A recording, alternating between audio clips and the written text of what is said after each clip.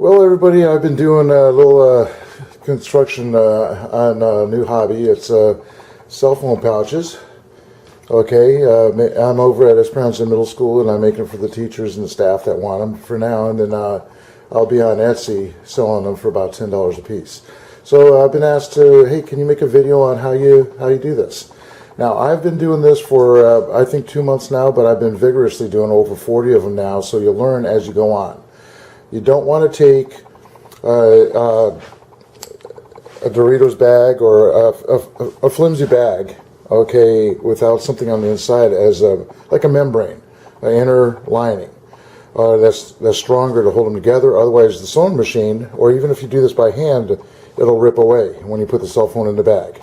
Okay, so these bags that I do, this person wanted Doritos, this person wanted the hot flaming one, and what I do is I also put a little pouch inside. Okay, I hope you can see it. It's right there. It's hard to see inside. It's a little plastic one. I'm going to put my finger in it, and it is. So it's a little plastic area for money. The kids don't have to lose their money anymore on their lanyard around their neck or in their ID pouch and all that. So a good, what I call a membrane, the inside of the pouch, is something with a really thick plastic. This is a dog food bag for my little puppy that's over there.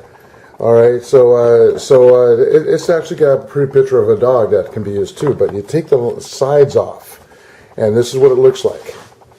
All right, and this is what the underside is. It's got this lip there. It's already hemmed on both sides.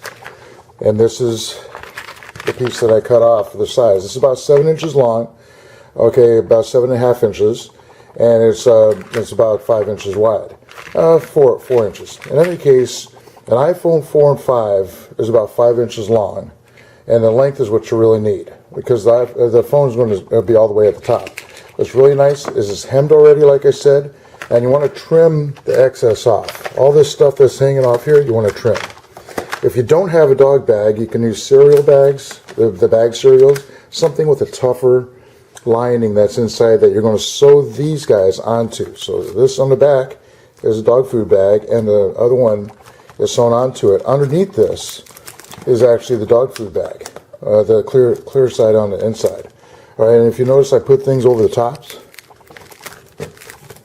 Okay, I put on the Velcro that straps goes all the way around. So the first thing you want to do is get your bags, clean them up. These are dirty, these are clean.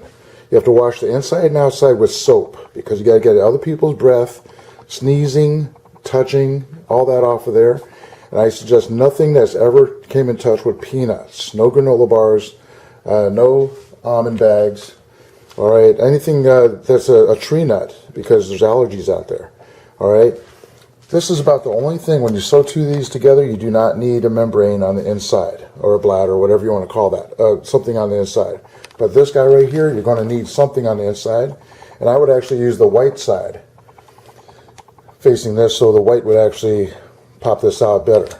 All right, so you're going to need 2 of these, and then what you're going to do is put a piece of plastic in there. I use a sewing machine. You can do this by hand if you need to, or you don't have a sewing machine. It takes a little bit more time. It takes me about an hour to make one of these. So let's go over to the sewing machine now. I didn't want to take you through each step, every single step, so this is just a rough. Okay, what I did is I put a plastic bag here. This is my inner side. Okay, this one was on there first, and then the Dorito bag will go over this.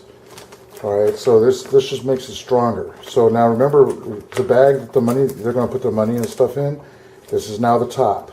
You want to reinforce with the edges because you don't want it to come unthreaded, and if you want to feel better, put tape on it so it doesn't come off. These are the marks on the back for where the belt's going to go through. Okay, now I cut a strap in half, and then I singed it with a lighter so it doesn't unfray, and then I stitched it top and bottom. So my next step to do here is on the back up on top. I'm going to put the Velcro. All right, I put a little decoration on the Velcro too. So it's going to work out pretty nice, I think. And then what I'm going to do is also put this on the front, okay, which it's really nice that this is already done. So what I do is I bring this up, and I'm going to curl this around up on top.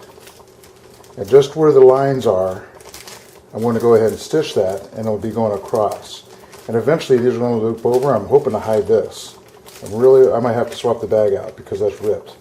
So I might have to get another bag, which I have right here. Okay, instant swap. And that's now trash. So I don't want to do a rip bag. So now I'm going to do that, and I'll bring it back. Alright, now this is the almost finished product. One thing you want to do before you put your Velcro on, alright, you're going to center it in the back. And that's the little design I put on this one. And then you're going to line these up the best you can. And then you place your other one right here. These are little sticky things. Haven't had to sew one on before, so that's fine. Also with the Doritos, I folded it in the back and then sewed it all the way across. Up top, the top is flipped over, and then I sewed it all the way across. Alright, so what you may want to do is trim again with a pair of scissors. Anything on this side of the thread, of the stitch. Now if you're hand sewing, you maybe want to flatten that down anyway. So next thing to do now is go ahead and sew the bottom all the way together, and so it'll be like that, and then you fold the sides to the back. All right, you might have to clip some off because you don't want to sew on top of the straps. All right, it's just about finished. Now it's up to you if you want to sew the side of the bag, but I don't do that anymore because nobody's going to interact with that. All right, and I found that stitches break a lot easier in there. So I went ahead and tailored these down, cut these down. These are folded over, and that's the sides. So it's showing the back, the dog food bag. And what I need to do now is go right here and right here to fasten these down. All right, and I might just do another run right across the bottom. All right, just to make sure the bottom doesn't come undone on. All right, when I'm all done, I'll bring you back with a similar phone. It's a 5-inch long iPhone. I think it's the iPhone 5. So my Android that I'm using actually is about the same size. Well, there it is, guys. There's a plastic bag in there for money. You can't really see it too good. It's not in the way.